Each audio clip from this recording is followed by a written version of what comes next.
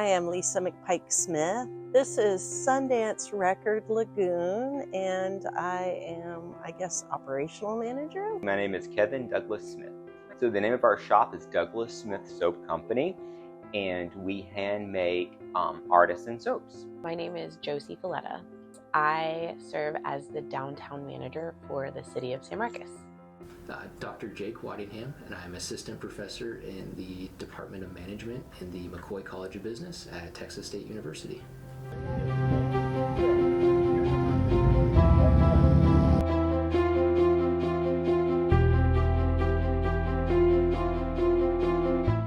Well, I've worked at this location almost 3 years. It'll be 3 years this summer. But I've worked for Sundance Records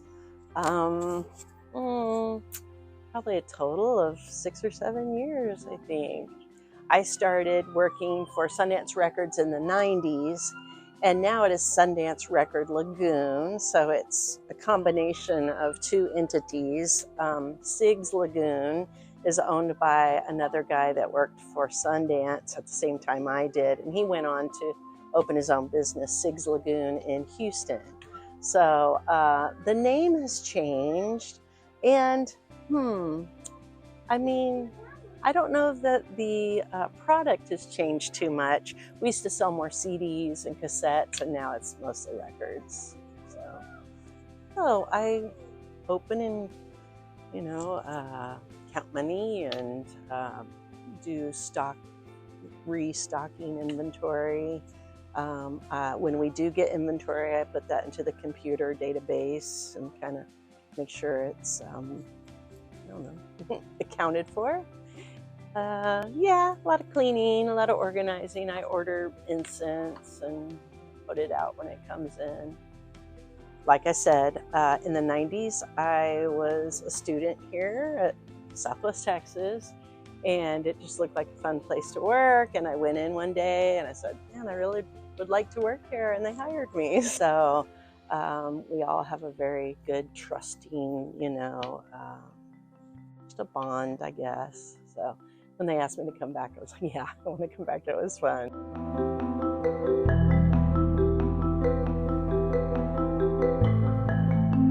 We hand make artisan soaps from scratch here in the store. We opened the store on August the 10th of last year, so we're coming up on a year. We had basically outgrown our garage. We started making soap in the pandemic in our garage, and we had a pretty good online business and just kind of outgrew that, and we found the spot, and it seemed perfect for what we were looking for. Being in this location, we get a lot of organic traffic, people who normally may not know about us that walk by when we have our doors open. They smell the scents and come in. So definitely the location has played a big factor in our success. Shopping small businesses, we all support each other. And it's kind of, we're getting back to the roots of, the American dream. I grew up here in San Marcos, so there's something really special about spending my time to benefit the community that raised me, and that is really at the core of why I love this job, is because I do feel the tangible impacts that I'm making on a day-to-day basis, and it feels good to know that I'm doing work that really does benefit business owners in a way that I can see and kind of experience. We have tons of incredible coffee shops downtown. We have really awesome restaurants. We have some great new boutiques that have opened over the last 2 years or so. So I just really encourage people to come and walk around and see what's there. So it is really challenging to open and operate a small business. It's hard already. The numbers are pretty staggering about success rates for people who open a small business. It's even more difficult when you're trying to open a restaurant. I think only 30% of all small-owned restaurants remain open after a couple of years. So it's really hard already to open a small business. There are so many things that you can do to support a small business without any money. The most important thing is to like and follow them on social media. That's number one. The biggest and best thing that you can do is to leave a business a 5-star review. It's really key that it's 5 stars because over 80% of all internet searches are location-based. So when you're looking for, I would like to see where the nearest coffee shop is, the first thing you do is go to whatever map software you're using on your phone, whatever app you're using, and you search and you look at the reviews, right? So for businesses to have 5-star reviews is so critical, right? Those even 3 and 4 stars are not helpful to them. It must be a 5-star review. So that is the number one thing that anybody can do to support a business is to go and leave them a 5-star review. It's so, so, so important. Something that we launched this year, we're always trying to innovate and find different ways that we can connect people to businesses, because it is literally our job to try and get people to walk into stores so that they can hopefully make a purchase. And this year we started this campaign where we put the sidewalk labels with a QR code, and that code leads to our business listings on our website. And we just in the past couple of months, we installed those in January, and we're averaging about 100 scans per month. So people are really using that. We've had over 400 scans to date since we installed those earlier this year. So it looks like it's working, and we'll probably continue to do that. But we're always trying to find new ways to kind of get in front of people. I know there's a lot to look at, especially online. And so we tried to have something that was a little bit more of an experience that people can look down, they see the color, they think, what is this? And then hopefully, you know, they're hungry or they're thirsty or they need to buy a gift, and our website helps them find whatever business type they're looking for.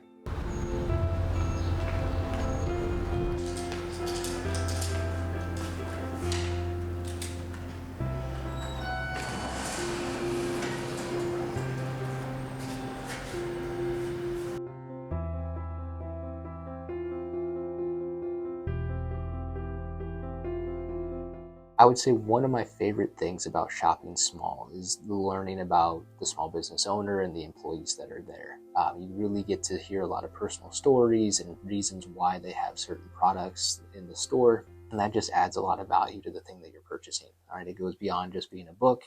Now it's somebody that has met the author and they share a personal connection, or it's somebody that's, you know, selling, you know, coffee and sweet treats, and it's their grandmother's recipe. And so those small stories, I think, really add a lot of value to shopping small.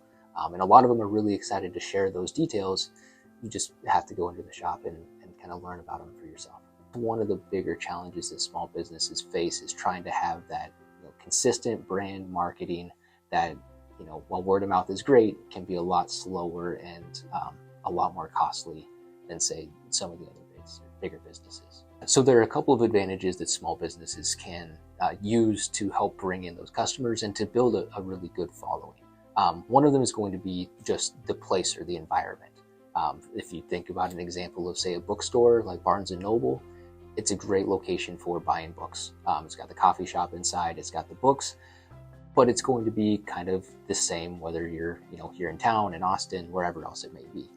One of the advantages that a small bookstore could have, or a small business could have, is they could have unique features, special, you know, nights that they have during the week for Texas State students, and really creating that really personalized environment is something that small businesses have the flexibility to do. Yeah, so with growth, it's an exciting time because there are more people and more thoughts and processes coming into the area, which can be really great for bringing attention to the city and the region. For small businesses, they may have an extra challenge if, say, somebody's coming into town for graduation, or they'll be here for the presidential debate next fall. Then they're going to have to try to find a way to differentiate themselves from people that may not know they exist. All right, so you come to town, you need to go out to lunch. It may feel really reliable and easy to just kind of pick the big chain box store for lunch. Whereas there might be a really great spot that's local and more present.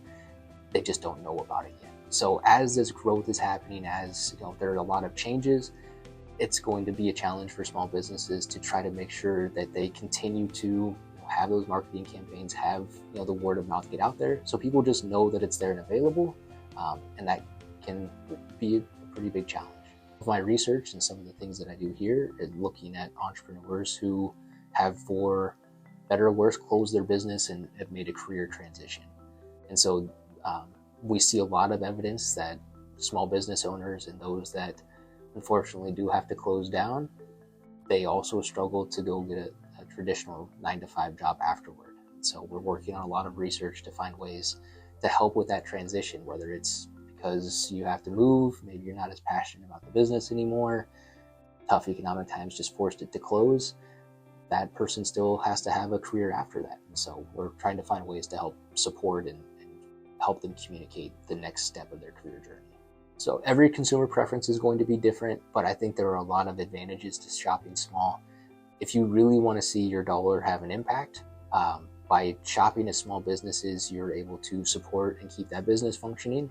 And then that entrepreneur or that small business owner generally lives in the area.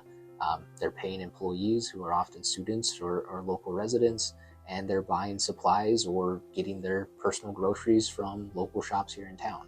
And so your dollar kind of just spirals into other purchasing benefits for the entire community. So personally, I think that's a really rewarding thing. Even if it costs a little bit more to shop local, you're at least seeing your dollar make that impact a lot further. Yeah, there are a lot of different ways besides just buying from small businesses that you can help support them. If you see promotions on social media, giving them a share or a like for that engagement can go a long way for helping build that word of mouth. If you have friends or family that are visiting the area and they're looking for a recommendation for lunch or a spot to check out, listing those local businesses first can be a great way to help bring in new customers and kind of new and exciting ideas. And finally, just making sure that you be a good steward of the community when you're out and about and talking about San Marcos and Texas State. It's kind of a rising tide lifts all boats, and if people feel good about the area, they feel good about the university, that type of positive press can go a long way for everybody.